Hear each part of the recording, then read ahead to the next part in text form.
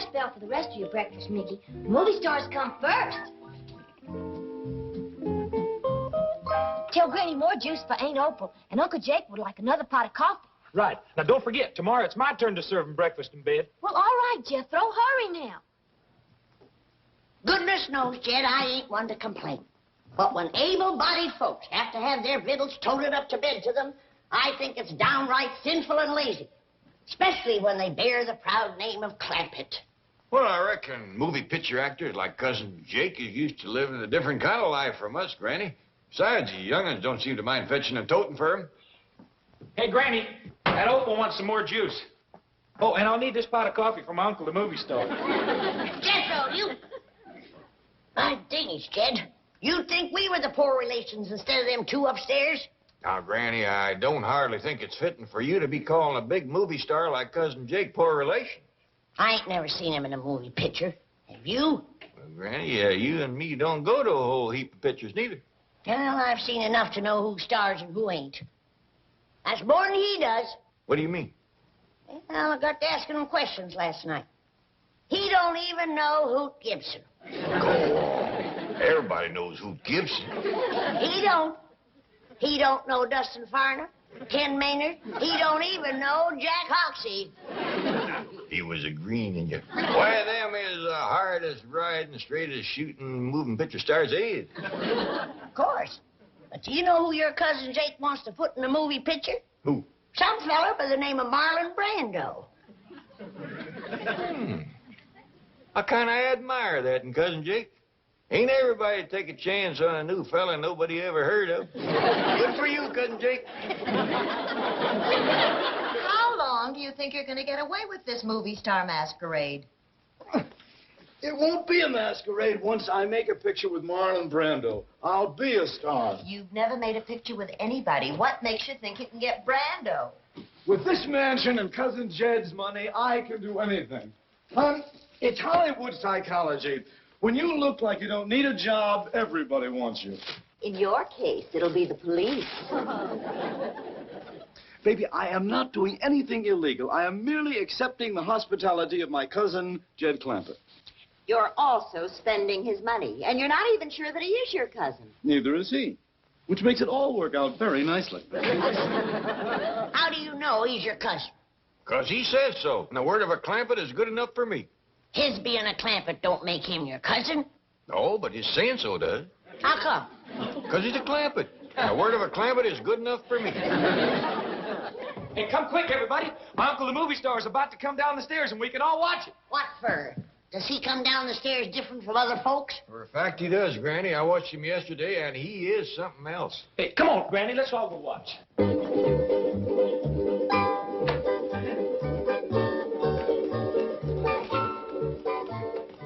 Y'all all sit right here and be nice and quiet. And watch that door up yonder. Pretty soon you'll see an honest-to-goodness, real-life movie star come in out of that door and down them stairs. Well, don't stand in front of my critters. I promised them they could see Uncle Jake.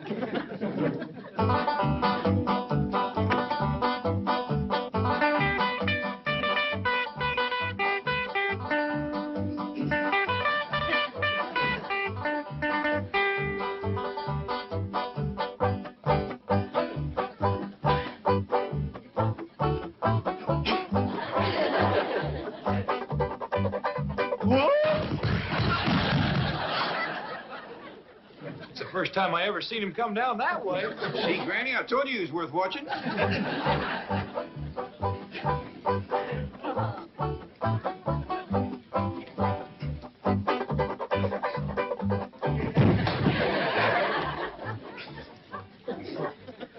Sure can't take a tumble, can he? I bet you he can get shot off a horse something grand. I still say he ain't no Hoot Gibson.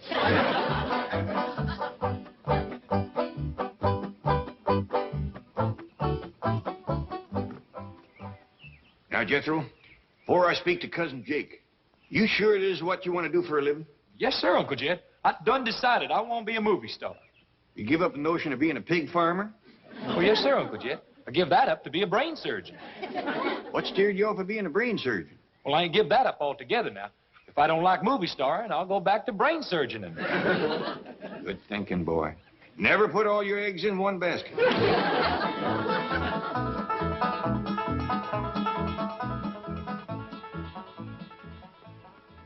Excuse me, Cousin Jake. I hate to bother you. I know you're powerful busy being a movie star, learning your parts and all, but if you could spare me a minute, I'd like to ask you a favor. Quite all right, Cousin Jed. What can I do for you? Well, I know you're figuring on making a picture with this feller, Brando. Marlon Brando, yes. Yeah, that's a feller. Well, now, Jethro here has got a right powerful hankering to be a movie star. And I figured, since you're using an actor nobody ever heard of, couldn't you just as well use Jethro? Use Jethro instead of Marlon Brando? I'll make it up to you any way I can. Of course, I ain't got much to offer except money, but you're welcome to that. How much money? Much as you need. 5, 10 million? You know, there's a lot of Brando in that boy. It's fantastic. He is Brando. Jethro, let me hear you yell, "Hey, Stella!" I don't know nobody named Stella. Pretend you do. Howdy, Stella. Hey, he took that off real good. Just like he knowed her. Cousin Jed, I think that you have come up with a great new discovery. Well, now, I can't claim the credit. After all, it was you discovered he was a great actor. Yes. Well, now, I'll tell you what.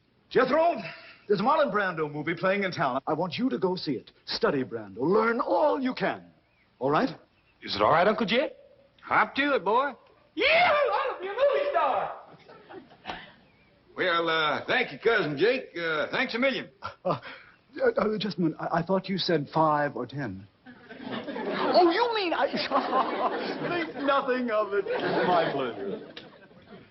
Where's Jethro going in such an all-fire hurry, bellowing like a bee-stung calf? He's going into town, Granny. Cousin Jake here done made that boy a movie star.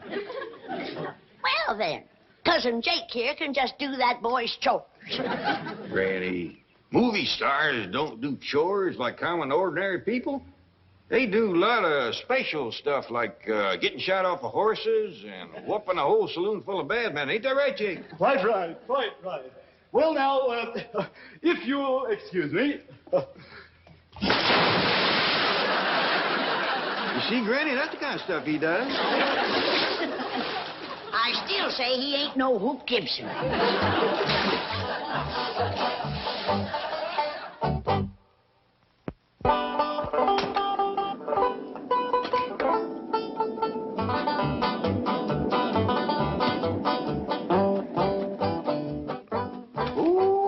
Ain't that a pretty automobile? Well, now that you're going to be an important movie producer, you deserve the best. You mean this is for me? With my compliments. Oh, you hadn't ought to done that. I ain't no movie producer. Oh, you certainly are.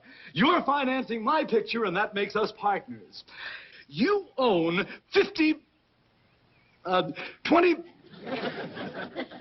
I am cutting you in for 10% of the profits. Oh, that sure is nice of you. Jake, I've been looking all up. Whose car? His. Your husband just bought it for me. With what? With the profits from our picture. Yes, ma'am. He's going to star my nephew, Jethro Bodine. Who? Well, among others, dear, among others. I'm also trying to get Rock Hudson, Doris Day, Cary Grant, Liz Taylor. That's a dandy idea. Give a lot of new folks a chance. Oh, Granny says Jethro's gonna be a movie star. Well, I want to be a movie star, too. Well, right here's a fella can do it. Was him discovered Jethro. How about it, Uncle Jake? Can I be a movie star like Jethro? Like Jethro? Yes. It's entirely possible, my dear. With that figure, I figure that with right clothes and makeup, you could be sensational. Opal, take Cousin Jed's daughter into town in Cousin Jed's new car and get her glamorized. At Cousin Jed's expense? Darling, he's producing the picture. Now run along, girls. Spend all the money you need, ma'am. Turn her into a first-class movie star, regular Lillian Gish. Uh-oh. Thank you, Uncle Jake. Glad to do it. Well, I sure am beholden to you, cousin. My pleasure, cousin. Where's Elly Mae? She just got the floor half scrubbed and she run out. She won't be back for a spell, Granny. Cousin Jake here done made that girl a movie star, too. Well, then Cousin Jake can just doggone finish the floor. Granny, like I tried to explain to you, movie stars just don't do ordinary labor. That's right. Thank you. Well, I'll see you later.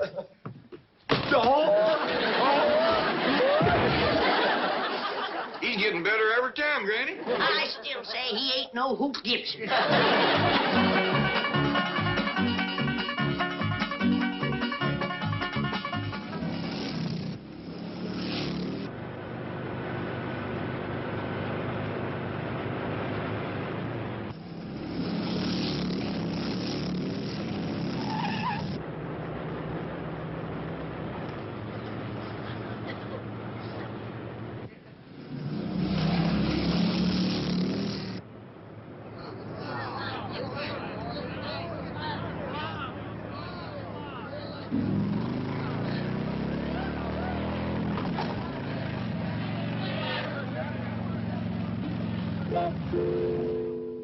You mark my words, Jed Clampett. You're gonna rue the day you let them two Hollywood slickers move into your house.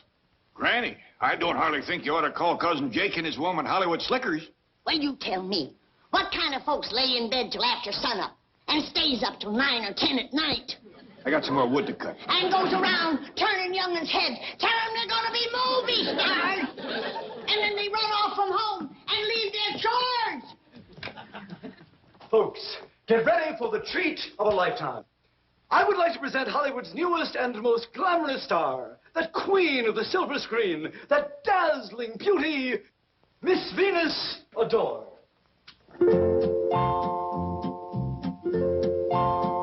Howdy, ma'am. Howdy, Pa.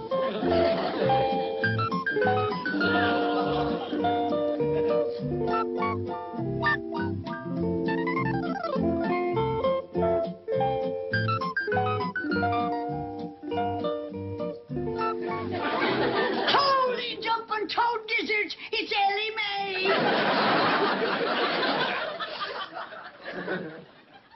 What was it you called her? Venus Adore. That will be her screen name. Well, Jed, have you seen and heard enough? Do you want me to take my shotgun to that rascal? I think I hear my wife calling. If you'll excuse me, please. I thought I'd better keep the engine running just in case. Jump in. They'll never catch you. Oh, very funny, very funny. If I could just figure a way to get around Granny, I'd have it made. Say, do you ever hear of Hoot Gibson? Must be a rock and roll singer. Oh, no. Hoot Gibson used to be a Western star in the old silent days. My mother used to talk about him. Western, so that's what she's so hepped on, with all that talk about Buck Jones, Dustin Farnham. Ah! Clear out of here, you varmint! Oh, did you see that?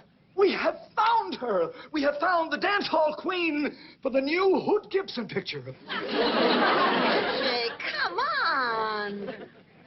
Opal, take her down to Western Costumes immediately and have her outfitted for the role of Straight Shootin' Jean, the dance hall queen. Oh, I can see that big scene now, with her sitting on the piano, singing her song, and Hoot Gibson comes riding into the saloon on his horse, sweeps her up into his arms, and rides off into... Hold on. You're just wasting time standing there giving me talk like that. I am? Yeah! Let's get going, Opal. If Hoot Gibson needs me, he's got me.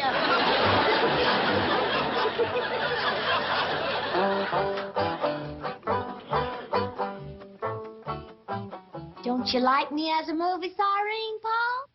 Well, yeah, Ellie, of course I do. You're something to see.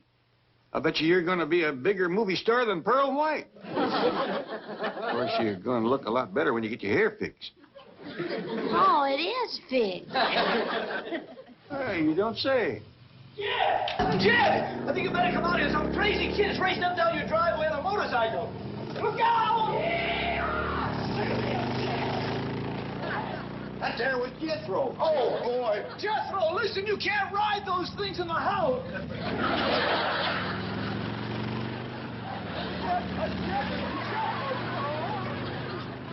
When Granny sees Jethro ride that thing. Wait till she sees Cousin Jake. Even Hoot Gibson don't do trick riding no better than that.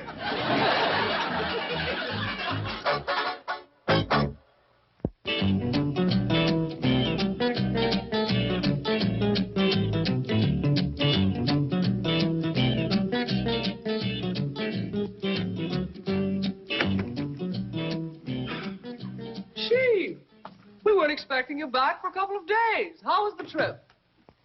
Fine. How are the Clampetts? Oh, fine.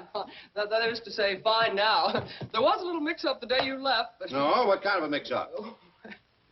Seems there are two J.D. Clampetts banking here. Jake Clampetts, an out-of-work actor who is habitually overdrawn. His statement was sent to Jed Clampett by mistake. No. Oh, Jake, it's all been rectified now. The two are now friends. In fact, Jake and his wife are visiting at the Clampett mansion. Hello? Who's this? This is J.D. Clampett. Who's this? This is Milburn Drysdale, president of the Commerce Bank. Are you the actor? Yes, but I already have the financing for my new picture. My cousin, Jed Clampett, is putting up the whole $10 million. Try me next time. All right, Granny, let's try it again. He rode into the dance hall, scooped up his straight shooting jeans. Then he rode out from them swinging doors with his pretty dance hall queen. What's her man?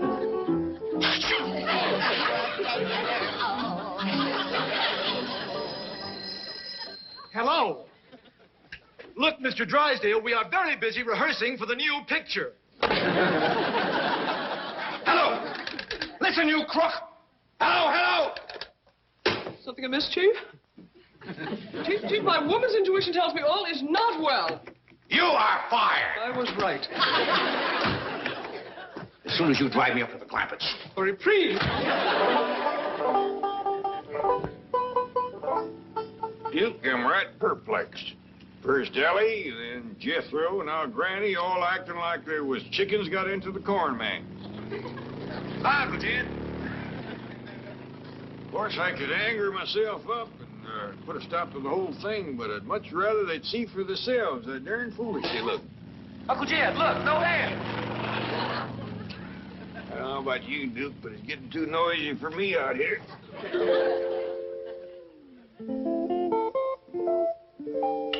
Now, I'm going to show you the Stanislavski method of acting. Make your mind a complete blank, and we'll start from there. Excellent. Now, become a tree. Tree? Yes, think tree. You're green, and you're leafy. You have branches like this.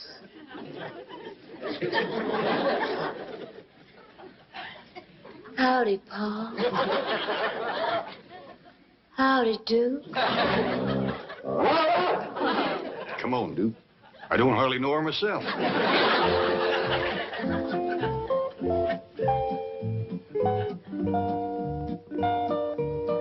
Whoa, Jed, come and listen to the new song I'm going to do in the new Hoot Gibson picture. Let her rip, whoa.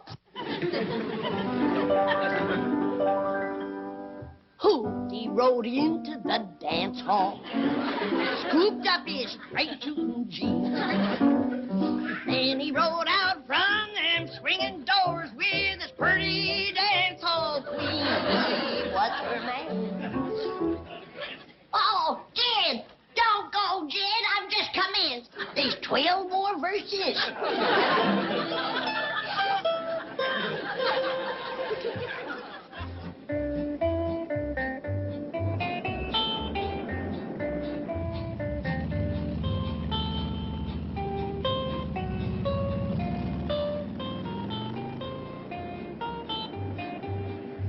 Comes that nut on the motorcycle.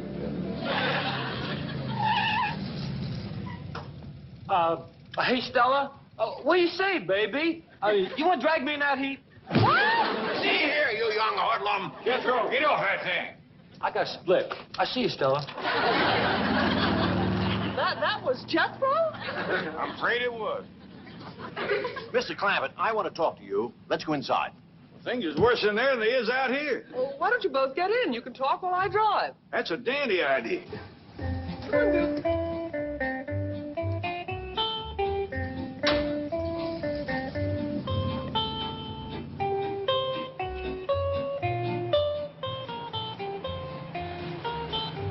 But, Mr. Clampett, even if he is your cousin, you can't let this foolishness continue. I'd be right pleasured if my family would just go back to acting like my family again. They probably don't realize how ridiculous they appear to others. I tried hinting at it, but it just don't seem to take a hold.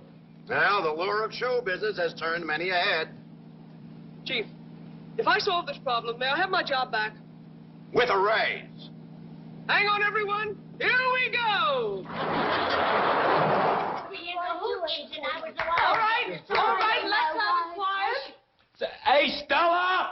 What is the scoop? Where's Paul? Mr. Drysdale will explain everything. Ready, Chief? Well, ladies and gentlemen, thanks to Mr. Jake Clampett here, his cousin Jed has decided to get into show business like the rest of you. And so, without further ado, allow me to present the newest sensation of the entertainment world, Jed Clampett!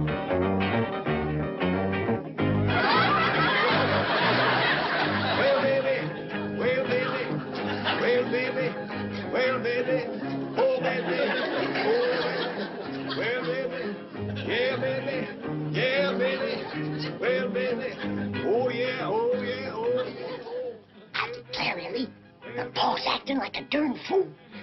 Sure does look funny. Oh, baby, yeah, baby, He's making a noise like a stepped-on frog. yeah, baby, yeah, baby. I reckon the men folks in this family just ain't got good sense. I wouldn't talk so much if I was you two. You look pretty darn foolish yourself. Well, so do you. Shh. You know something? I guess we all look darn foolish. Folks, the next number is a special from my cousin Jake here, because it was him made me what I am right now. Well, baby, well, baby, well, baby, well, baby, oh, baby, oh, baby, well, baby, well, baby, yeah, baby, yeah, baby, oh, yeah, oh, yeah, oh, yeah,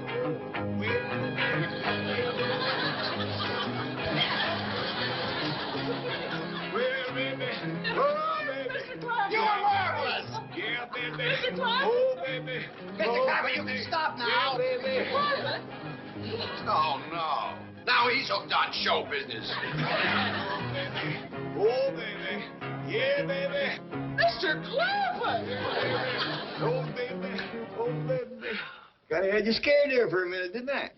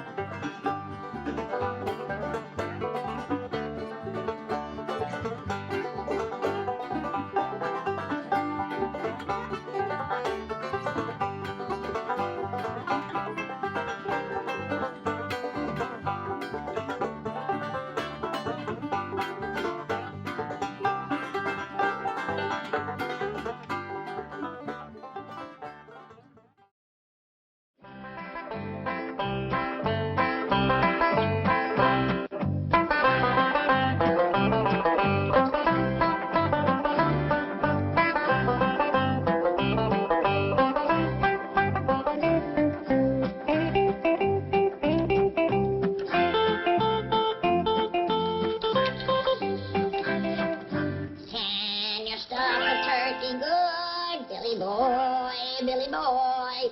Can you stuff a turkey good for Thanksgiving? She can stuff a turkey good like a turkey stuffer should, but she's a young thing and cannot leave her mother. Can she roast a turkey brown?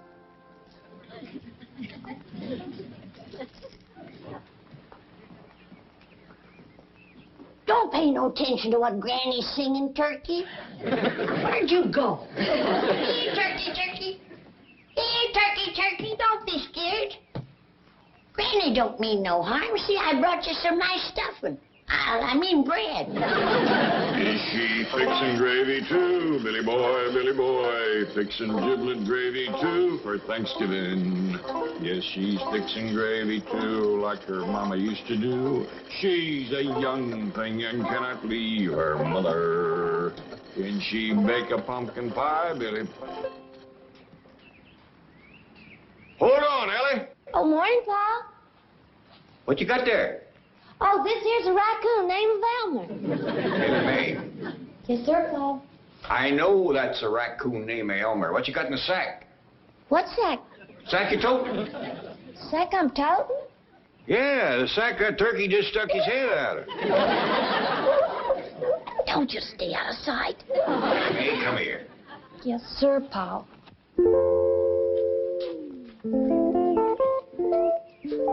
Ellie Mae, I told you not to go friendlying up with that turkey bird so close before Thanksgiving. Well, it wasn't me, Paul. It was Elmer here. Was it Elmer chucked him in that sack? Well, he didn't do it alone. I kind of helped him. Kind of helped him take him out and put him back in his pen. Mr. Drysdale gave us that bird for a meal, not a pet. He's awful smart, Paul, and friendly, too. Well, I learned him to shake hands. Well, Ellie, he ain't likely to be going into politics. I'll just take him out the sack, and he can shake hands with you. I don't want to shake his hand. What's going to happen to him is bad enough without him thinking a friend done it to him. Put him back and leave him be. Yes, sir, Paul. Come on, Elmer. Let's put poor old Herman back in the pen. Herman. I declare, Duke, if Mr. Drysdale give us a string of weenies, that girl make pets out of them. Jed, can I borrow that old hound dog for a minute? Well, sure, Granny. What for? The turkey got away, and I want old Duke to sniff out his trail. Oh, you don't need old Duke, Granny. Yes, I do, Jed. My nose ain't what it used to be. It was Ellie let Herman out. The turkey. Herman? Don't tell me she's making a pet out of our Thanksgiving victuals, is she? No, she's putting him back. Well, that's better. It's been a whole year since the Drysdale sat down at the table with us. We got to put on the dog. Don't worry, Duke. When folks says they're putting on a dog, it just means they're doing things fancy. Yeah, I do. Like dressing up in your Sunday go-to-meeting best and having victuals in the fancy eating room. That reminds me, I told Jethro to put the company chairs around the fancy eating table. Let's go and see how he's doing. Didn't aim to scare you, Duke. Come on now. Get them worry wrinkles out of your head. Adult folks has got to stick together.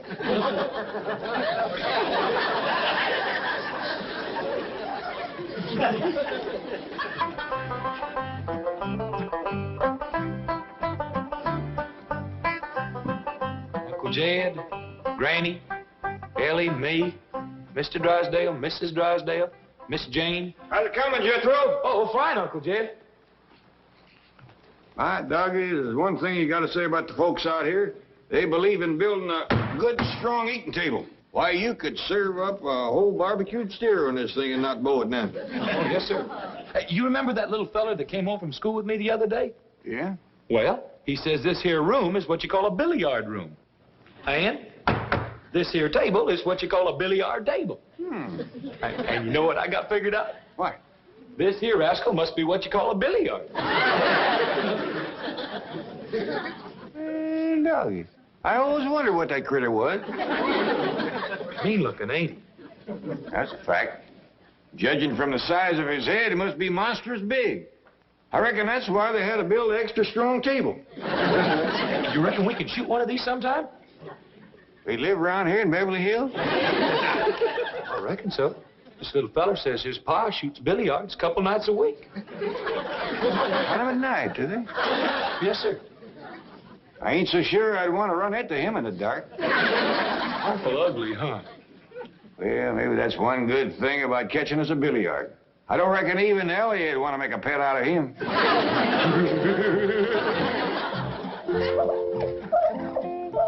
What's that turkey doing in my sink?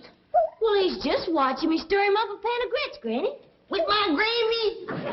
He's right partial to your grits and gravy, Granny. Why, he'd like to shake your hand. Well, I'm mighty pleased. Get that bird out of here. And I don't want to see him in my kitchen until he's dressed and ready for the oven. Well, that kind of talk gets him all scared. Granny was just agreeing you, Herman. No, I wasn't. Now, you take him out to the pen like your pa told you, and take his last meal with him. Shake hands with the turkey. I ain't grabbing no drumstick that grabs back at me. Look, Granny, Herman's a strutting his feathers for you. Both of you, get out of here. Well, Granny, I'm ready for that gobbler. Oh, praise be. If we leave him around Elly much longer, he'll be wanting dessert and coffee with his meals. All right now, Herman. You ain't gonna let him scare you no more. Is it a deal? Attaboy. Now you do your best to make friends with everybody. Ellie Mae, would you do me a favor? Well, sure, Pa. Would you, shinny up that walnut tree out back there and pick me a nice big sack of nuts? I sure will, Pa, and you can visit with Herman. Yeah. Hmm? Well, now, Herman, Mr. Gobbler, I reckon the quicker we get this over with, the better. Oh, I'm sorry. I don't usually refuse a hand offered in friendship, but in this case, I just got a feeling it wouldn't be lasting.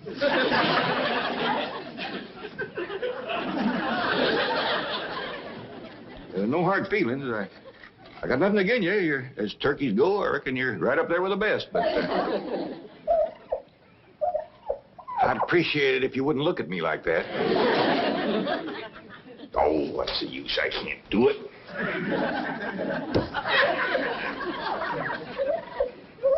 Reckon we just gotta shoot us one of them billiards for Thanksgiving.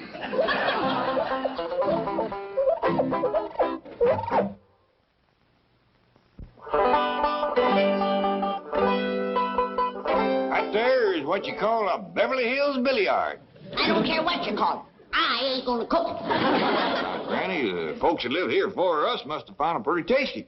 This here table was built just special for billiards. I don't care. Anything that looks that mean gotta taste mean. Besides, it's too big to cook. I could dig you a barbecue pit out back. No, sir. Mr. Drysdale give us a turkey. And I got the stuffing made. And by digs, I want that turkey cleaned and dressed and no more foolishness. I'm sorry, Granny, I just can't do it. Maybe Jethro can. He ain't got acquainted with Herman like I have. Do what, Granny? Clean and dress a turkey. Can you do it? I reckon so. Well, get at it. It's back of the kitchen in that pen. Yes, ma'am. I declare, I never thought I'd see the day that Jed Clampett was scared to kill a turkey. Heaven help him if he ever meets up with a billiard. Hey, Granny, I got the turkey all cleaned and dressed. Fetch him in. I'm ready. Yes.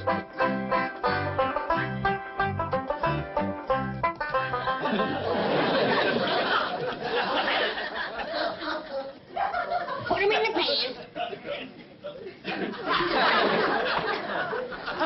What in tarnation? Do you call that dressing a turkey? Well, I did the best I could. I didn't have no clothes that'd fit him. I borrowed them clothes from a little fella down the street. I think he's kind of cute myself. So does he. He even shook my hand. Well, howdy there, Miss Jane. Greetings, Mr. Clampett. I wonder if I might borrow one of Granny's ancient outdoor cooking pots. Well, you bet you can. But ain't you taking Thanksgiving victuals with us? Oh, yes, indeed. I merely wanted to borrow the venerable vessel as a photographic prop. You see, Mr. and Mrs. Drysdale are posing as Governor and Mrs. Bradford in a recreation of the first Thanksgiving some 342 years ago, when the Algonquins Squanto and Massasoit befriended the beleaguered Pilgrims and so made it possible to perpetuate the Plymouth colony and bring into being what is now one of the most important holidays in the American calendar. What was it you wanted again? Pot. Oh, yeah. I'll fetch you right out.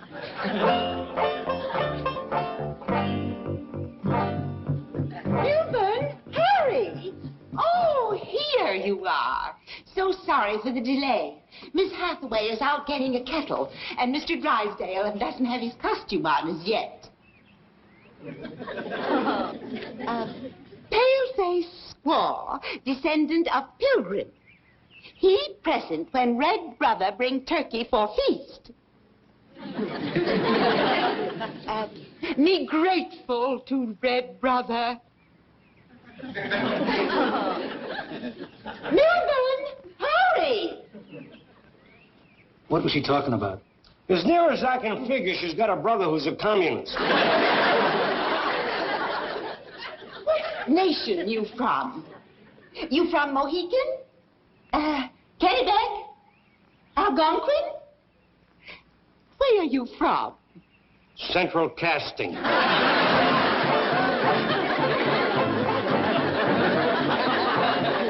There you are, Miss Jean. Now you got somebody to help you unload it over to the dry deal? Oh, yes, and thank you. I'm so grateful. My pleasure.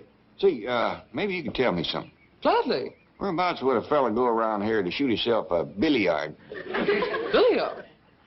Oh, you mean the game, shoot billiards. Yes, ma'am. Ordinarily, one would go to a billiard parlor. A parlor? Indoors? Definitely. Oh, not a parlor as you know it, Mr. Clampett. No, it's a large room with several tables, and people come in and shoot billiards. Indoors? Yes. You see the tables on which... Well, wait a minute. You have one in your billiard room. Yes, ma'am, and I got to say it's the ugliest thing I ever did see. Well, that's a matter of individual taste. They're quite expensive, and many Beverly Hills mansions have one. Usually you'll find them in the playroom or the game room or the billiard room. But they keep them in the house. Always. Sure would have figured billiards for outdoors. Never out in the weather, no. Oh, Drysdale's are waiting. I'll see you later. Yes, ma'am. Bye.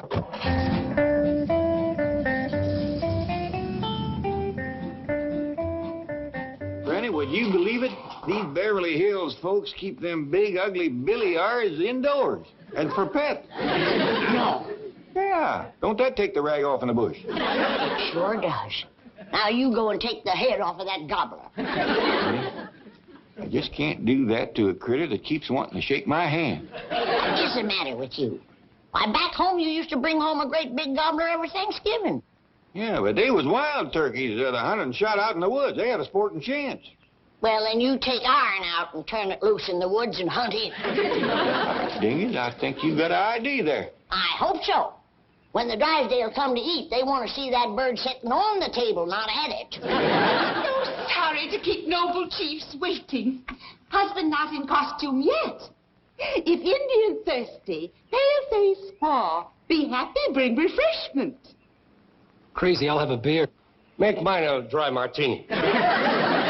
Indian water. Fire water? Very dry. 10 fire water to 1 vermouth. Hey,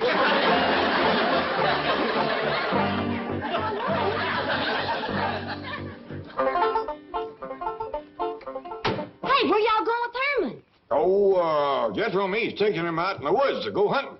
Oh, good, he'll like that. Hey, you want to go hunting with us, Ellie? I brung Granny's shotgun. Well, no, Ellie can't do that. She's got to take them walnuts into her granny. And then she's got to go find her granny some hickory nuts. Well, where, Pa? I ain't seen a single hickory tree on this whole place. Well, why don't you try over to the Drysdale? They might just have one. Yes, sir. Why, they ain't got none of the... Hurry with the hickory nuts. Drive on, Jethro. Bye, Ellie. Bye. Have a good time, Herman. There. We're going to have a very authentic reproduction of the first Thanksgiving. Massasoit? And you are Squanto. No, lady. That's the clown that rides around with the Lone Ranger. Hi-ho! No, I won't do it. I won't. Please, Milburn. Not have my picture taken in this ridiculous getup. But it'll be in the society section tomorrow. Oh, no, it won't. Please, Redskin, help pale-faced squaw. Pale-faced squaw, speak with forked tongue. No bring redskin firewater. Hot, Miss Hathaway, quickly. 1 beer and 1 firewater. Dry martini. Well, I could use one of those myself. Grab him. No. Oh, Milton, I'll fix you a drink myself. I just don't want you disappearing again. Let go of me! Sorry, mister. You no pose, we no get paid. Come on. Hold still.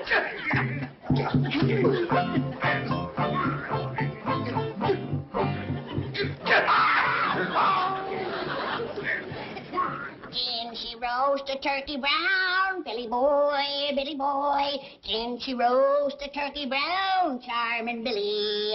She can roast a turkey brown, quick as Jed shoots him down. She's a young thing. Granny! Granny! Get the gun! Indians, get the gun! The Indians is attacking! Injuns! You mean Redskin savages? Yes, ma'am, they's on the warpath. They done captured Mr. Drysdale. Where's my gun, Ellie? Ellie, where's my gun, Ellie? Jethro took it to the woods with him this morning when him and Pa went hunting. Ah, just like my granny always said. Them Redskins wait until the men folks disappear with the guns, and then they attack. What do we do, Granny? We'll fight them tooth and nail. We'll sell our scalps dear. Come on, child, but protect your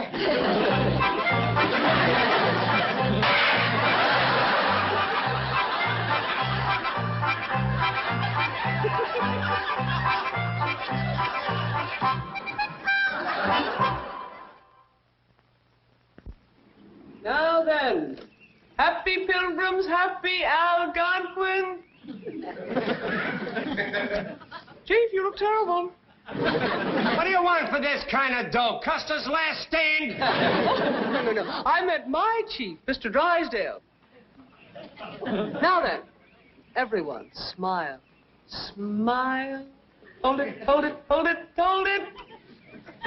Excellent. Goodbye, all. Wait, Milton. The next is the most important picture of all, where the Indians give us the turkey. Oh, Margaret. I shall reload the camera while you get the bird. Where is the turkey? It was in a crate right over there. Well, that's the one you mean I gave to the Clampetts. You what? Well, they did invite us over for Thanksgiving dinner. It seemed the least I could do. I am not eating with those dreadful people. Then I am not posing for these dreadful pictures. Please, Milburn, go get the turkey back. Oh, they'll think I'm an Indian giver. No offense, fellas. Then I'll get it. Oh, no. I'm not going to have you insulting them. Look, tell us where the turkey is, and we'll get it. At the Clampetts, right through that hedge. Right through there? Come on, friend. Right through there. Oh, tell them you just want to borrow it. They can have it back. What?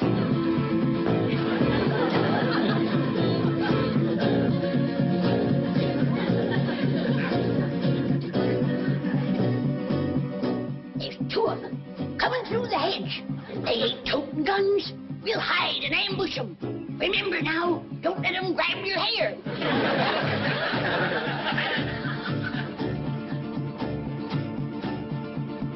let them!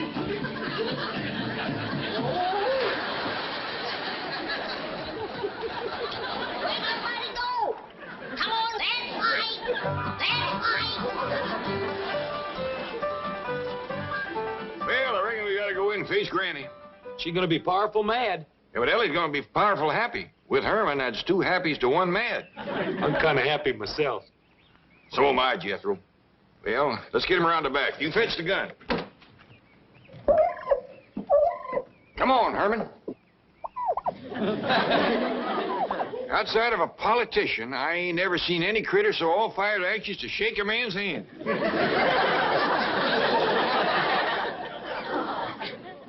Keep a sharp lookout, Ellie. Them Redskins is tricky rascals. Yes'm, Granny. Keep quiet, you! Don't you try to signal the rest of your tribe. Lay down! You hair-stealing varmint! Granny, I hear something. It's a turkey gobble. There it is again. Don't let it fool you, child. That's an old Indian trick. They're sneaking up to attack. Turkey, here comes Pa and Jethro with the guns. We saved! We saved, Ellie! We saved! We saved! Oh, quick! Let him in before they get an arrow in the back. Now you're gonna get it, you red devils!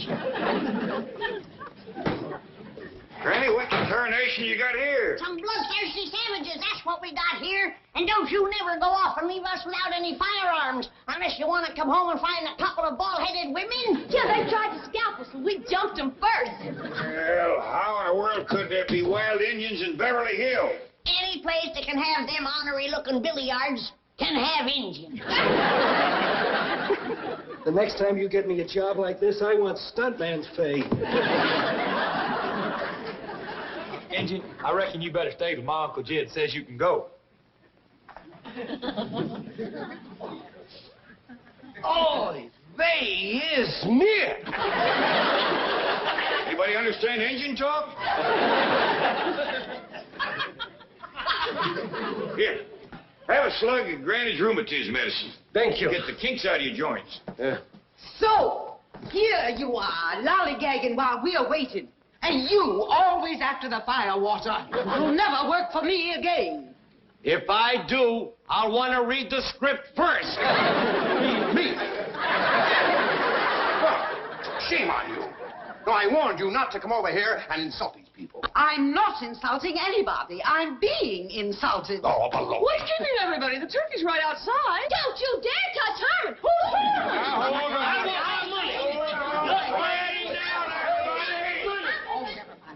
Seems to me that Thanksgiving is a mighty poor time for folks to be yelling and arguing at one another.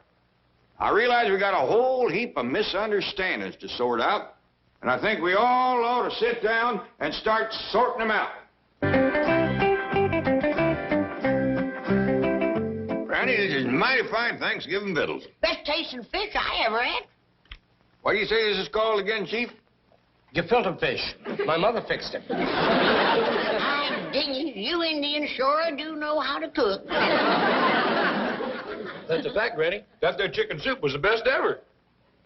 Everything is delicious. Marvelous dinner. Delightful. Herman and me sure like it, don't we, Herman?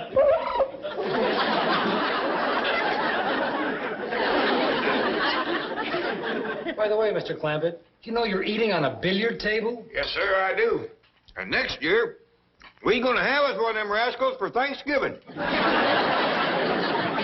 I still say I ain't gonna cook it.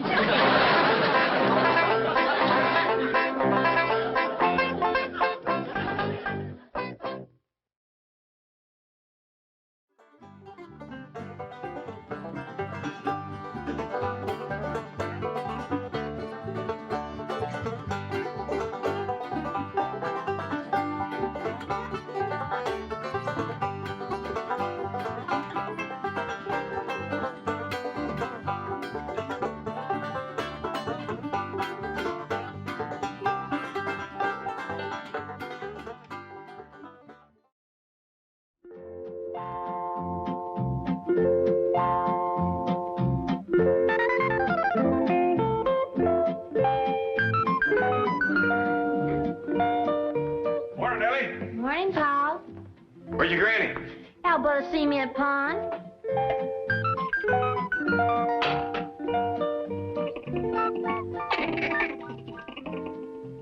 Ellie Mae.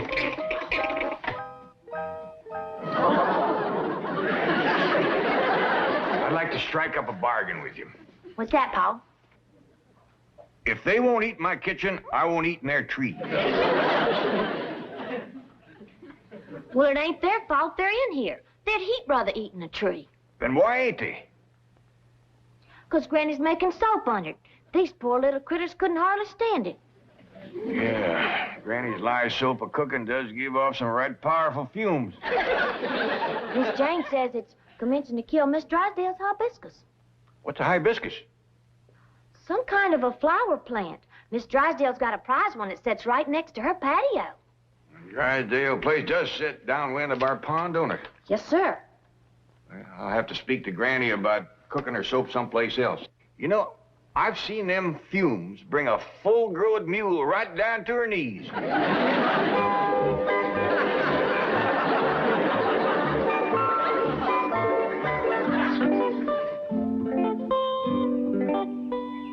Ravenswood, my pruning shears.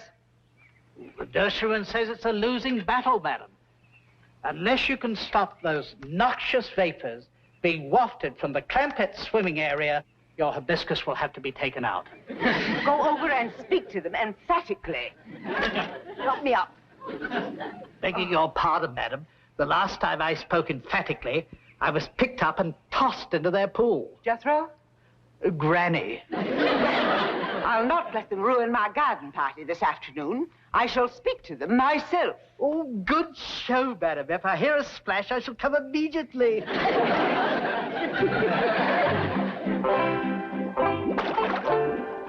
Hey, Granny, some more of the bark off this tree just fell into your soap. That's all right, Jethro. It'll dissolve. Hey, have you noticed some of the branches is turning a mite brown, puckering up? Yeah, I reckon the bugs is after it. Could it be your soap? Nah, bugs won't go near my soap.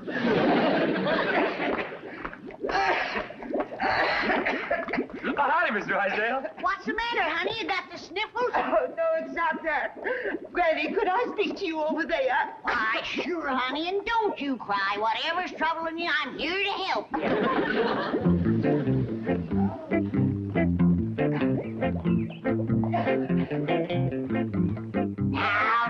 Now. Dry them tears and tell old Granny what's got you to bawling like that. It's your soap.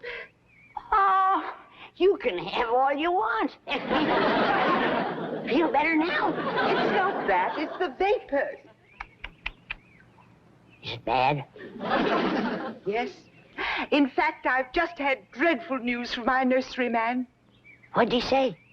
He said, unless you do something, he's going to have to take out my hibiscus. No! I'll help you. Don't let them go to cutting on you. Morning, Miss Drysdale. I'm right sorry about your hibiscus. Jed, maybe she'd rather not talk about it in front of you. Oh, no, that's all right. I'm glad Mr. Clampett is here. As you know, your pool area practically adjoins my garden. Yes, ma'am. Well, I'm giving a garden party this afternoon about 3. You will be through cooking soap and hanging wash by then, won't you? Oh, I can be, yeah. Oh, please do. The very best people in Beverly Hills will be there, and I was hoping that you folks would cooperate. Oh, we'd be glad to cooperate. You betcha we will. But even with our help, should you be giving a party with your ailing hibiscus? I shall rise above that. Well, don't let them take it out. I'll doctor it back to health for you. Thank you. Perhaps tomorrow. Now, remember, the party is from 3 until about 5:30. And I'll appreciate it if all of you will be as inconspicuous as possible. Perhaps Jethro could drive you around in the truck. Oh, no need to do that. We can walk over to your place. And we'll be on time, too. 3 o'clock sharp. Granny, this poor little critter just can't stand no more of your soap cooking. Well, let him go some other place then. Take him over your place for a while, Miss Drysdale.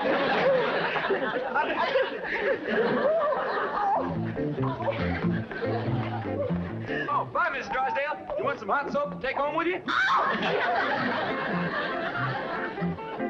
Your soap's done, Granny. It's commencing to thicken. I'll put the fire out. Thank you, Jibs. Now, Ellie, get rid of that skunk and start taking down the clothes. We gotta all pitch in and help Miss Drysdale with her party. Is she having a party? She is with our help. Poor woman. She has an ailing hibiscus. I know, Miss Jane told me. Hey, Granny, what's a hibiscus? Never mind, that's doctor's talk. Well, we've been studying the human body over to school, but we ain't never studied that. Of course not. That's for grown-ups. Now get this.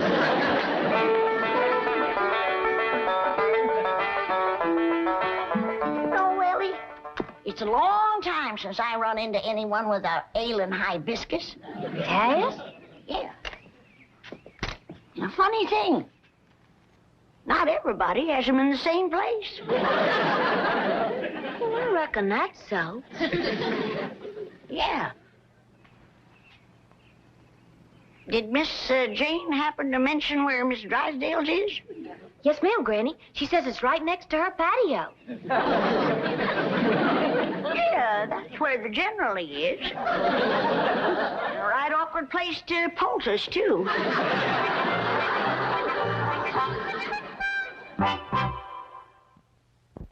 And I might add that the construction of high-rise buildings in the Beverly Hills area is a contributory factor in the financial Who let these tramps in? Get out of here! See here, you derelict, you... Oh, Mrs. Drysdale, Ravenswood. What? Here, Milburn, have a scotch.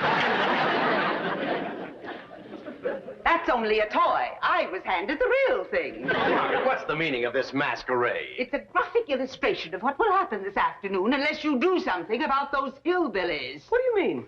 They're going to crash my formal garden party. Oh, nonsense. They couldn't care less about that tea-sipping poodle pack you run with. That's true. They think they've been invited. And I warn you, Milburn, if they ruin my garden party... No, Margaret, will you relax, dear? I'll solve this problem just as I've solved dozens of others. Now, you and Ravenswood run along home and I'll handle everything, all right? All right. Sir. And please take the freight elevator. Tell me, Chief, just how do you plan to solve this problem? Just as I've solved dozens of others, I'm turning it over to you. Well, Elly Needs, now that we got your granny soap out of the way, I reckon it's safe for your critters to get back in their tree. Well, I'll tell them, Pop. Wait, Jethro! Don't take Granny soap in there yet. What's the matter with that girl? I ain't just for positive certain, but I got my suspects.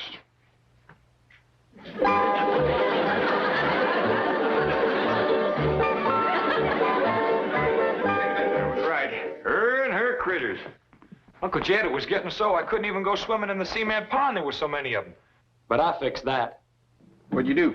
Well, I seen this great big rubber alligator at the store. So I up and bought him and put him in the cement pond. There ain't been a critter near it since. Them little fellers are right shy of gators. Come on, get away from here. I got victuals to cook for Miss Drysdale's garden party. What's a garden party, Granny? Oh, I ain't sure I know. You, Jed? Yeah, I've been studying on it some, and I think I got it figured. What you got figured? Well, when folks has a barn-raising party, everybody comes over and helps you build a barn. When you have a quilting party, everybody gets together and makes a quilt. So I reckon when you got a garden party, everybody comes over and makes a garden. That figures. Jethro, you and me got to get the shovel and the spade and the tater fork all honed up nice and bright. Because chances are these Beverly Hills Society folks is going to show up with some fancy, shiny tools. Come on. Just a minute.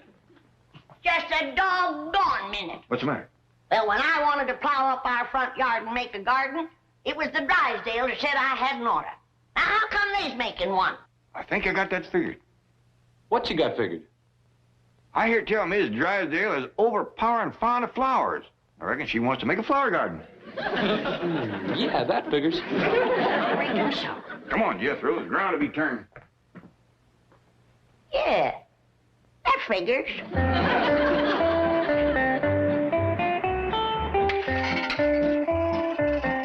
How's this tater fork look, Uncle Jed?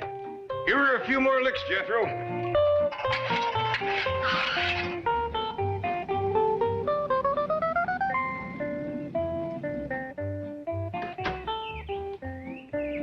Greetings, Mr. Clampetts. And greetings to you too, Jethro. You're looking handsome as ever. It looks as though you've decided to forego Mrs. Drysdale's party. Oh, yes, ma'am. We's all for going. No. I mean, it looks as though you are not going. Well, we wouldn't want to disappoint Miss Drysdale. She invited us special. And she'll be glad she did when she sees me get going with this. Nobody can swing a fork like this young'un. Jethro, I know how much you like food, but that is ridiculous. Kid, Wider. Oh, howdy, Miss Jane. It's good to see you. Kid, put an edge on this thing while I have a little private talk with Miss Jane. Here, Granny.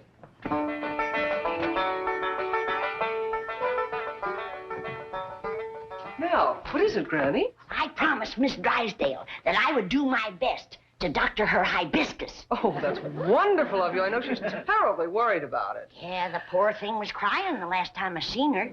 Tell me, just how bad is it? Well, I'd say it's about half gone. No! Yes, one side is withered and turned brown.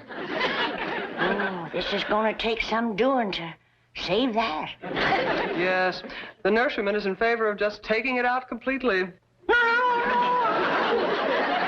I told Miss Drysdale that. Don't let him do that.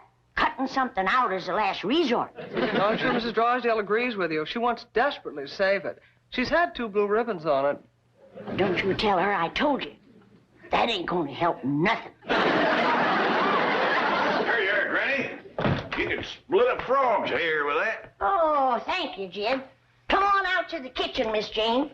I'm mincing me some crawdads for Miss Drysdale's party. Oh, no, wait. That's what I want to talk to you about. Please don't go. What? What? And disappoint Miss Drysdale? Just when she needs us? And we give our promise? Please believe me, you will not enjoy it. Well, this is a poor time for us to be thinking of our own enjoyment when you know who has got a withered you know what. Jed, everything's honed and sharpened. Howdy, Miss Jane. Are you going to the party? No, Ellie, and I hope none of you will go either. What? What's got into you? Now, hold on, everybody. I'll handle this. Miss Jane, you know how fond we are of you. You've been a good friend to us, but I reckon the time has come when we got to do what we know is right, and we're going to that party. All right, if you insist. But you can't go to a garden party in those clothes. Oh, of course not. We're going to put on our old clothes. Old clothes? Yes, ma'am. You can't expect us to do gardening work in our good clothes. But you don't garden at a formal garden party. What do you do? You stand around and sip tea and listen to music and boring conversation. Now, do you still insist upon going? All right, but first, will you do one thing for me? Chief, I would like you to meet a society family who are on their way to your wife's formal garden party. Are you kidding? I've got no time for those professional tea tasters. I think you're going to like these people. Entree.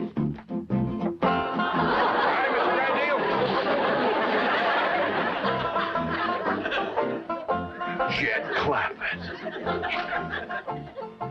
Elly May. Jethro.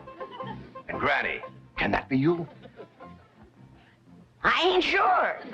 You don't look like me. Miss Hathaway, how did you do it? Well, Chief, the fact that the bank held a mortgage on a certain movie studio was a great help. Mr. Drysdale, you coming to the party? Well, I don't ordinarily, but I will today. Well, we see you there. Bye. So long. Goodbye. He don't act a bit worried about his wife's hibiscus. He couldn't care less. His wife's the one with the green thumb. Oh, sure that's where it is. Oh,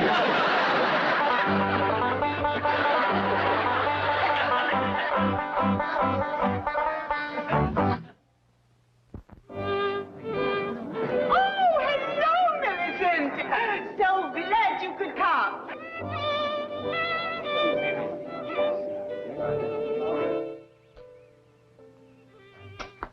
Come on, Uncle Jed, the party's starting. Hear that music? Yeah, but we got to wait for our women, folks, Jethro. How come they's late? Women is always late, Jethro. How come? No man can answer that. Probably no women neither. There sure is a lot of pretty girls over there at the party. Can I sweet talk me one, Uncle Jed? Chances are she'd be with a feller. If I whoop the fella, can I sweet talk her then? No, Jethro, this being our first Beverly Hills High Society garden party, I reckon we ought to just watch the folks and not go to scrapping. Unless, of course, everybody else does. In which case, be careful of your borrowed clothes. Yes, sir. Elmer and me's ready. Hey, I don't recall Elmer being invited to the party. Oh, can I take him, please, Paul? Oh, I reckon not, Ellie. No fighting or scrapping, neither. Well, this party sure ain't gonna be much fun. Oh, yes, it is. I made sure of that. Remember now, Granny's rheumatism medicine is just for old folks with rheumatiz. For not so old folks who want to ward it off. Providing, of course, they's married. Well, come on, everybody, let's load up and cut through the hedge and get to the party. Bye, Elmer. Dorothy, all the way from Santa Barbara. How lovely. Oh, is everybody like something to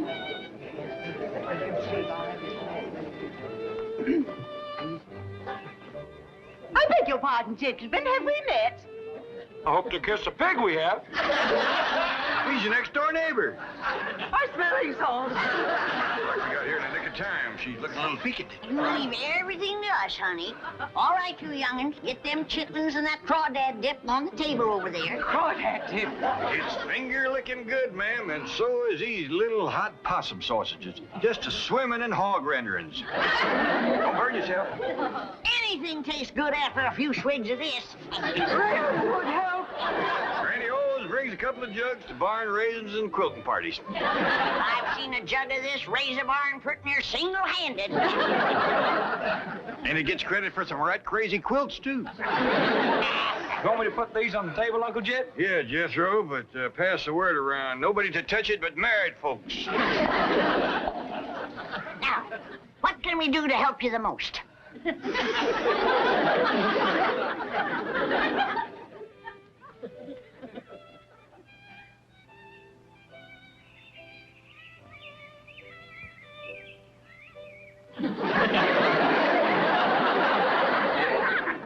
How soon did she say the overflow would commence to overflowing over here? She didn't say no particular time, Jethro, but when it commences, we's in charge of it. I'll see how it's going over there. My possum sausages will be stone cold. Granny, want me to take them in and put them on the stove for you first, Belle? Thank you, Ellie. But be careful. Don't splatter any hog renderings on your party dress. I won't, Granny.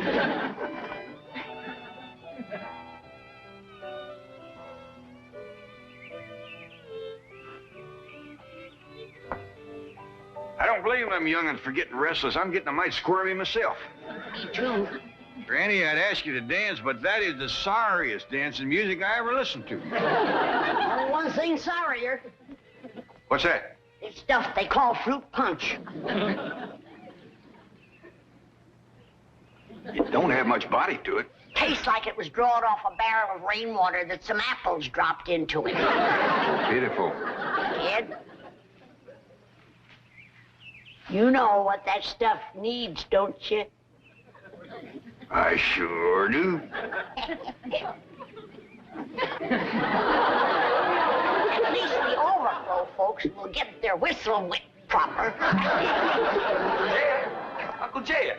How's the party going, Jethro? Terrible. Everybody's just standing around. The only one moving's that fiddler player. He's moving?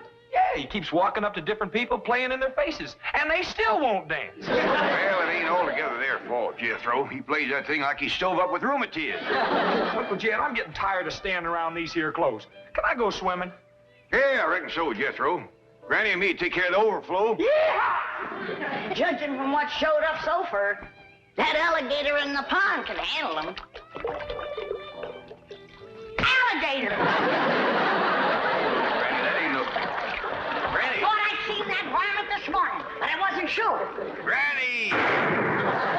That ain't no real live alligator. It ain't now. I blowed a hole in him you could swim a catfish through.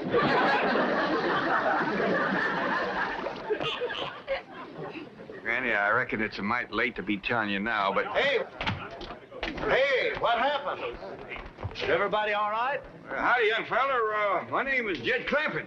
Kirk Massey. And this here's Granny. Howdy. How do you do? Hey, we've been listening to you sawing on that thing. Kind of sluggish, ain't it? Well, that's what they want over there. Well, it ain't what we want over here. Now, come on. We got the overflow here. Come on, let's liven things up a little bit. Well, may I have some of the punch for I it first? recommend it. Come on, everybody, get some punch. Here comes the hot sausages. This here is my daughter, Elly Mae, and that young fella carrying the sausages is my nephew, Jethro. Well, howdy. Wow! Hey, Fred! Howdy! Wow, hey. Hey, Doris. Hey, fellas!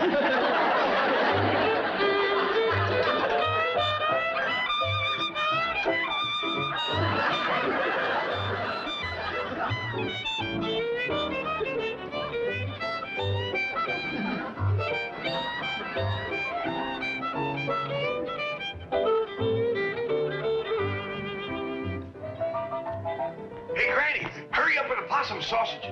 And we need more crawdad dip, too. 100 more people just come through the head.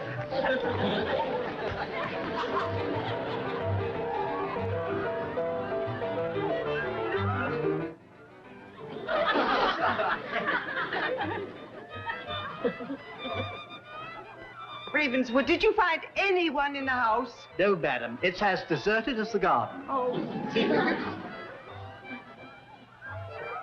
Madam, might I have the rest of the afternoon off? What? Oh, yes, I suppose so. Oh, thank you, madam. Party over so soon? It's only 4:30. Those dreadful hillbillies have stolen all my guests, all 300 of them.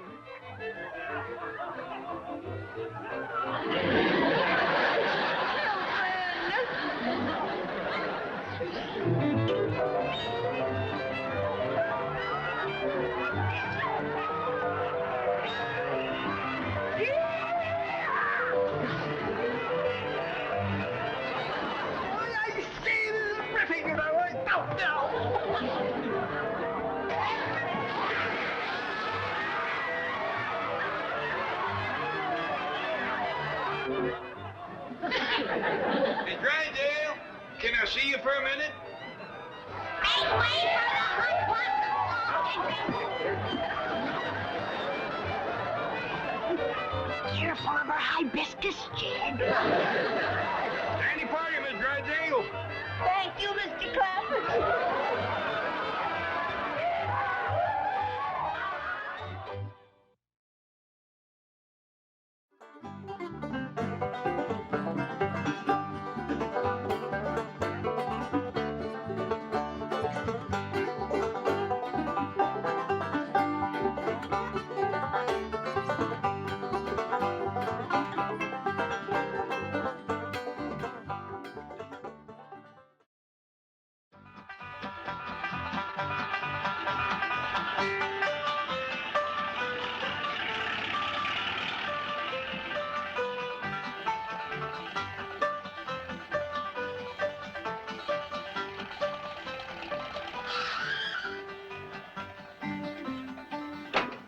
You wait here. I'll go and see Mr. Drysdale.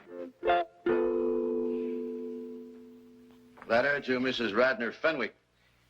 In reply to yours of the 10th, seeking capital for your contemplated housing development. Mrs. Fenwick is seeking capital with her millions? Well, she's too smart a businesswoman to take the whole risk herself.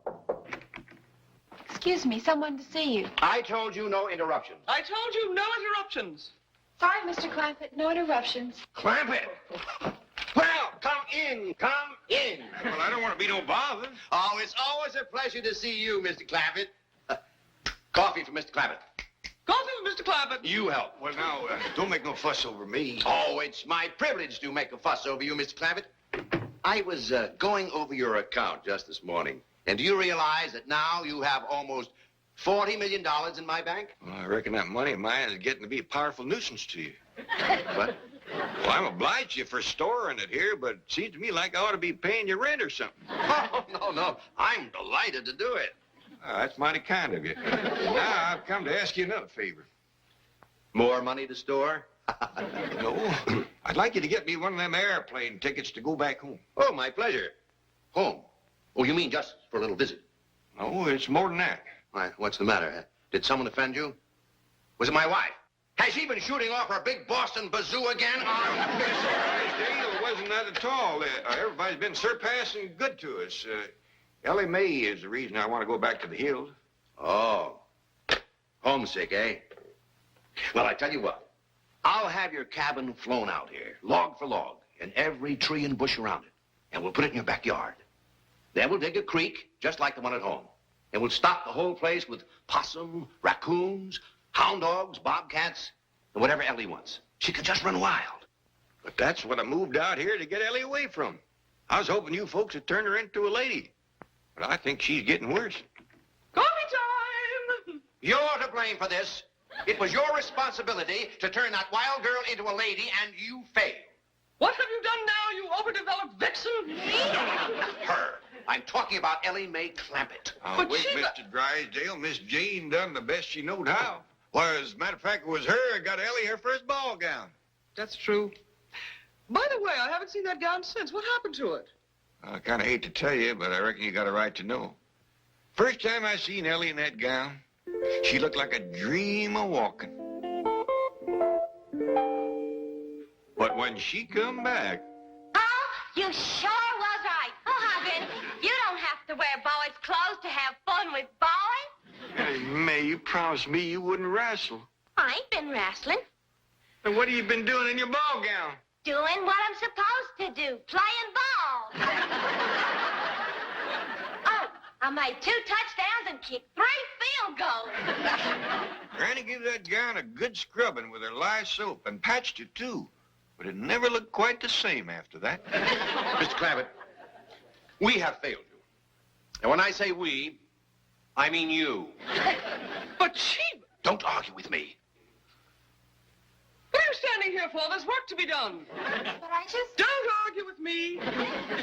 It's like I'm causing a lot of trouble for folks that ain't to blame. Now, if you just give me that airplane ticket... No, Mr. Clampett. We'll work on Ellie Mae. We'll polish her. No, Ellie Mae don't take a polish real easy. We'll have to face it, gentlemen. Ellie Mae is a wildcat on wheels. Oh, you heard about this morning, did you? Heard what? Ellie being on wheels. Wheels? Granny and me was having a cup of coffee. And all of a sudden, we heard this roaring noise. If that's Jethro riding his fire-spitting bicycle again, I'm going to take a hickory stick to him.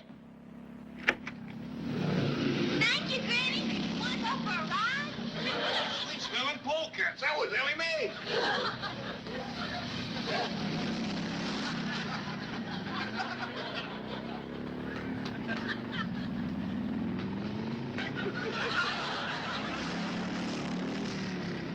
Shut that door, Jed. I'll cut through this way and snatch her off that contraption and paddle her reach in. Granny, get out of the way! Do I blow?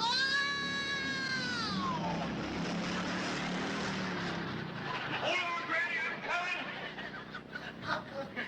I never would have caught her if she hadn't rode that thing into the cement pond. Oh, poor Granny. When I pulled her out, she was madder than a wet hen. Wetter, too. Right then, her and me decided that what Ellie needed was a full-time ma. You mean you're getting married? Oh, I got to, for Ellie's sake. That's the reason I need that airplane ticket. I'm fixing to go home and court myself a hill woman. Well, how about a Beverly Hill woman?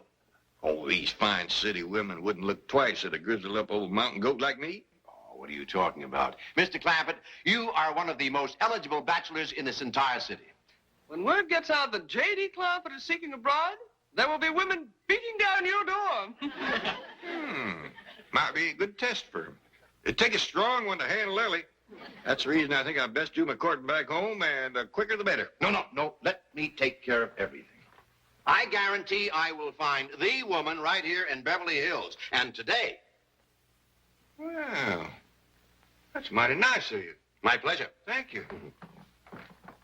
Chief, I am as eager as you to find Mr. Clampett a mate locally. But should you have guaranteed to find him one today? I'm not worried. Beside me, stalwart and true as always, I have the finest secretary in the world. Thank you, Chief. A loyal and dedicated girl, to whom responsibility is a sacred word. A girl who will never fail me when duty calls. Thank you, Chief. You'll make Jed Clampett a fine wife. You. But, Chief, I promised to Jethro. Oh? Who promised you? Me, I. Excuse me, Mr. Drysdale. Hey, what about her? Oh, she's too young for Mr. Clampett. I mean for Jethro. You're for Mr. Clampett. What is it, Janet? The guard downstairs just phoned to say that Mrs. Radnor Fenwick is on her way up to see you. Oh, yes. It must be about that new housing development. Hey, wait a minute. She's a widow. Chief, Mrs. Fenwick and Mr. Clampett have absolutely nothing in common. Are you kidding? They've got $100 million in common. And if I can get them together, I can have it all right here in my bank. I'm looking for the office of the president. Mr. Pyersdale or Skyrsdale or something. Welcome. Oh, you're Mr. Flysdale. At your service, madam. Very well, Beasley. Bring in the maps and the blueprints. Let me take your money. Mink. Hey,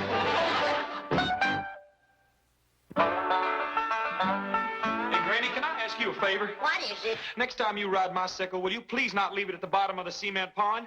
I pretty near drowned trying to get that thing started down there. You didn't run it into the cement pond on purpose, you darn... What is that? Well, this here's some of that store-bought courting candy I fetched for Uncle Jed. Praise be. The quicker he gets home and courts a good stout woman to tame that daughter of his'n, the better. Well, I think he's fixing to do his courting out here. Beverly Hills? A city woman? I think so. He's upstairs right now putting on his courting clothes, and he sent Ellie Mae out to pick him some posies.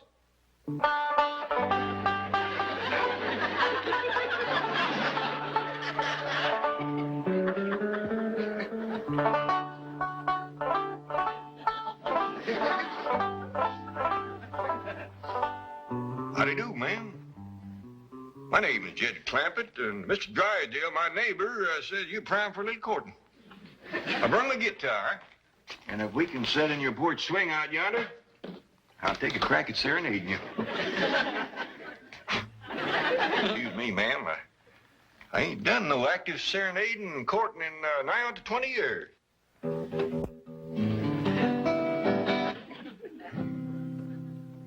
Oh, my darling, oh, my darling, oh, my darling. What's all this nonsense about you courting a city woman? Well, it was Mr. Drysdale's idea. Well, it ain't worth shucks. City women is spoiled rotten. Mr. Drysdale's going to cull through a bunch of them and trot out the best of the lot. All they think about is smearing themselves with beauty grease, fancy-smelling renderings. Why, if you was to hug one of them, she'd squirt out of your arms like a prune pit. Well, at my age, I don't figure to do a whole heap of hugging. What do you mean, your age? Why, you're a fine figure of a man. A heap too good for these Beverly Hills society women. Jed Clampett speaking. Oh, howdy, Mr. Drysdale. You got any prospects for me? Indeed, I have. Ever hear of Mrs. Radnor Fenwick of Fenwick House? Fenwick, Fenwick? Oh, yeah, that's the widow Fenwick. Got the skinny daughter named Cynthia. That's the one. And she's very interested in you, Mr. Clampett. Very interested indeed. Well, you don't say. Granny, you remember the widow Fenwick? Yeah, and you ain't gonna get no dowry out of her. She's poor as a church mouse. Honeymoon Lane. That's a very appealing name for a subdivision. I'm out to attract the young married. Let out this bill for senior citizens. I want those long-term mortgages with interest payments that never stop. How much will the project cost? $100 million. Oh, I'm not risking one penny of my own. Well, my contribution is the idea, the experience, and the know-how. Oh, Drysdale. That's Drysdale, Mrs. Fenwick. D-R-Y, Drive. Yes, so am I. How about some tea? Good idea. Well, what news? Mr. Clampett is very interested indeed. Just how interested? I will need $10 million to get this project rolling. Well, I believe I could recommend that as a good sound investment. Splendid. Provided you and Mr. Clampett hit it off personally. Personally, this is business. Well, Mr. Clampett is that kind of man. And it is important that his family like you, too. I've no time to socialize with those eccentric hillbillies. I have here my general contractor's license. I'm ready to start bulldozing. Mrs. Fenwick, both you and I know that those first 10 million are very hard to come by. Oh. Very well, but remember one thing. I control this honeymoon lane venture. I'm not having anyone tell me what to do with their money. Jed, I still say that you ought to go back home to do your courting, where the woman could bring you a dowry. You can bet dollars to dumplings that widow Fenwick ain't gonna come through that door leading no big fat sow. Well, now, Granny, a dowry ain't everything. The widow's got experience. She raised a daughter of her own. You remember Skinny Cynthia? I do. Here's your courting candy, Uncle Jed. Oh, thank you, Jethro. Put it in the truck and put my guitar in there, too. Because Ellie fetches my flowers, I want you to drive me over to the widow Fenwick's. Is that who you're going to court? That's what I'm starting with. Well, Uncle Jed, now that you're here in Beverly Hills, why don't you court one of them Hollywood movie stars? Well, if things don't work out with the widow, I might just ask Mr. Drysdale, can he fix it so I can meet Lillian Gish? Maybe even Mary Pickford. Now you're talking dowry. I bet you that Mary Pickford is good for a herd of milk cows and a barn full of setting hens. Look out, Granny! Here comes Ellie with my flowers. There's your flowers, Paul. And I don't care who you court, but get to courting. I'm going to need help with that young'un and need it fast.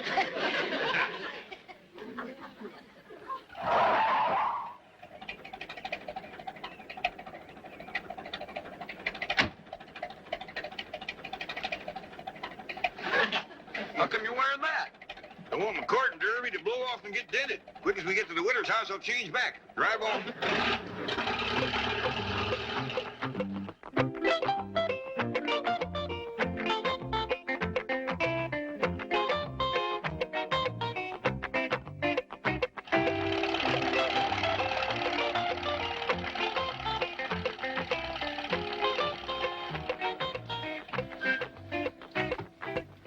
Appears like they still living in this little house. Still got the name on it, big as life. Yeah? Poor but proud. Hey, Uncle Jed, I got an idea. How about me going inside with you and courting Cynthia while you court the widow? I don't hardly think there's room in that little house to do double courting, Jethro. I'll tell you what. You come in and say howdy, and then take Cynthia for a walk, leaving the widow and me alone. I get you on. You want to do some sparking, huh? Widow Fenway? Anybody home? Widow?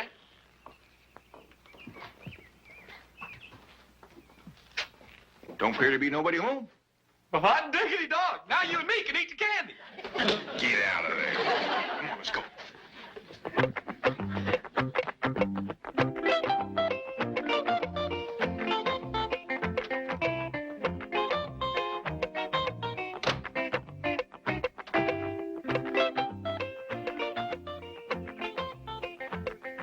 Do you wish the mink, madam? No. I think it's better psychology not to appear too affluent in front of these hill types. However, I will take blue chip. Ah, Helms always makes such a good impression. Wait in the car. I'll telephone if I need you. Very good, madam.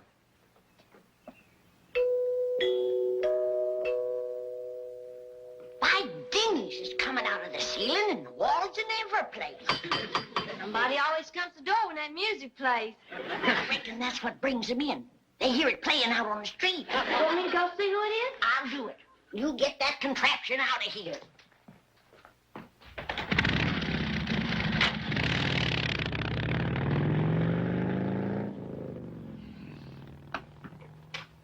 Well, Widow Fenwick, come in. How do you do? I see you managed to scrape up a dowry. Little lamb, ain't he? Oh, indeed he is. Well, he ain't much. But it shows your heart's in the right place. Come on out to the kitchen and we'll commence fattening him up.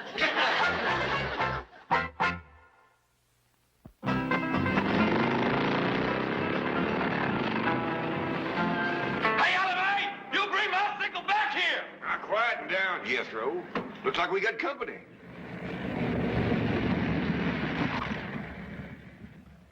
This ain't your sickle no more, it's mine. 'Tis so. It ain't neither. His. Ty, you want to wrestle? You. Now, hold on, the both of you. I don't want no more of that kind of talk. Jethro, you put that sickle in the shed and get this truck out of the way. Yes, sir. Elly Mae, I want a word with you. Yes, sir, Paul.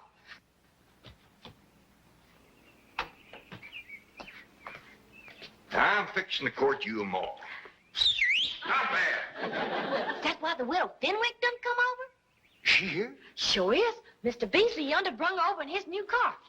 Mr. Beasley, huh? I sure hope Mr. Beasley ain't got first call on the widow. Wouldn't want to be grazing in another man's pasture. Especially him being a soldier in uniform. Oh, splendid you've returned.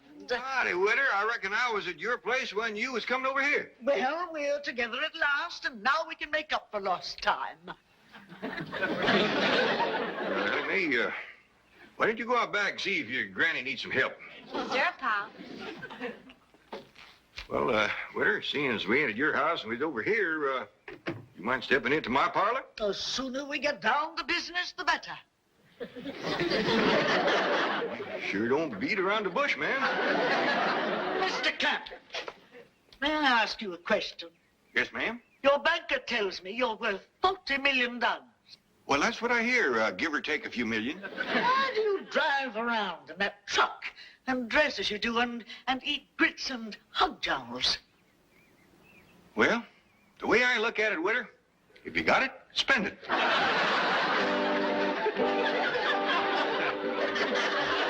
All right. Thank you. Well, Mrs. Fenwick crossed me up, went over to see Jed Clampett. I wanted to prepare him before she got there. Chief, you're a banker, not a matchmaker. Aren't you meddling where you don't belong? Any place where there's $100 million floating around, I belong. Oh, hello, Granny. Milburn Drysdale. Yes, may I speak to Mr. Clampett, please? No, you can't. He's in the parlor fixing to spark the widow. Bye. Well, I've heard of skin the cat, spin the bottle, but what is spark the widow? Spark the widow! You see, it's already working. Now, who says I'm not a matchmaker, eh? Come on, let's get over there and help. I smell money.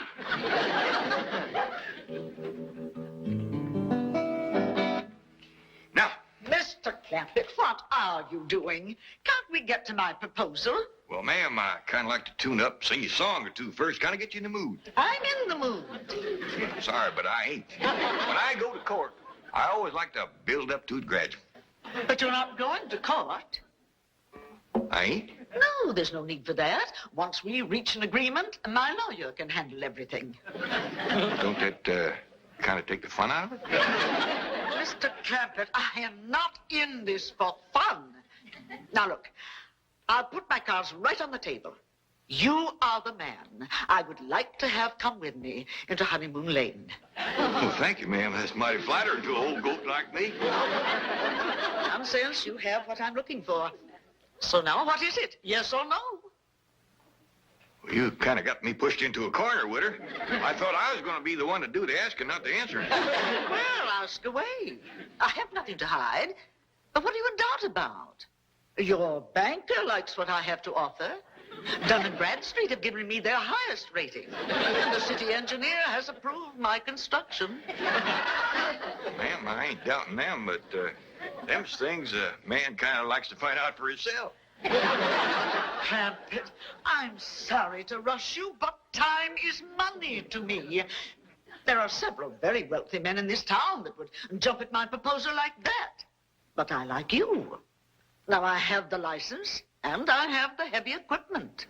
Yeah, I reckon you do. All right, then. If you'll just answer yes, we can get started on Honeymoon Lane today. Now, what do you say? Witter, ain't you being a mite pushy? You're darn tootin' she is. And if she's this pushy, flat-busted broke, thinks what she'll be when she gets her hands on your money. Did I hear you use the term broke in referring to me? I did. You might be as proud as a peacock, but you're as poor as Job's turkey, and you know it. My dear, quaint little woman, I am Mrs. Radnor Fenwick of Fenwick House. That home alone cost me $3 million. For that little place? Witter, you got slicker. Look out! I can't stop! Elly Mae, you have done ruined that door.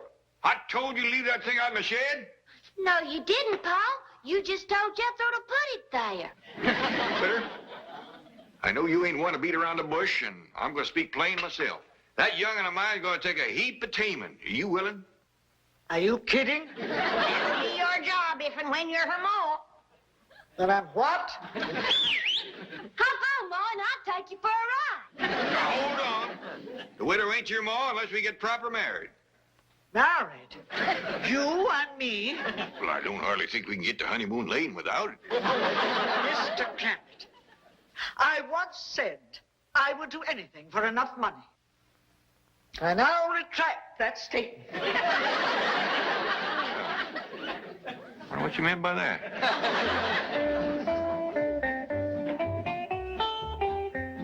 Mrs. Fenwick is still here. That's a good sign. She and Jed must be hitting it off. Ah, Mrs. Fenwick. Out of my way, dry pail. Did something go wrong? Everything. That hillbilly untouchable wants to marry me. Me! You can't blame him, Mrs. Fenwick. You're a ravishingly beautiful, devastatingly seductive woman. You are intoxicated. Just a minute, Widow Fenwick. Oh, my darling, I almost left you come to my arms. I'm sorry, Widow. I just don't think we'd hit it off. Here's your dowry back. Widow Fenwick, sometimes the happiness we're looking for is right in our own backyard. Now you take Mr. Beasley there. Thank you, I shall. Quickly, Beasley, take me home. Oh, it's just all so confusing. Kind of a skimpy dowry, but don't set too much store by that. How long you been in the service? 15 years, sir. That long, huh? Well, maybe now with a good woman behind you, you'll soon have some stripes on them sleeves. World of happiness to the both of you.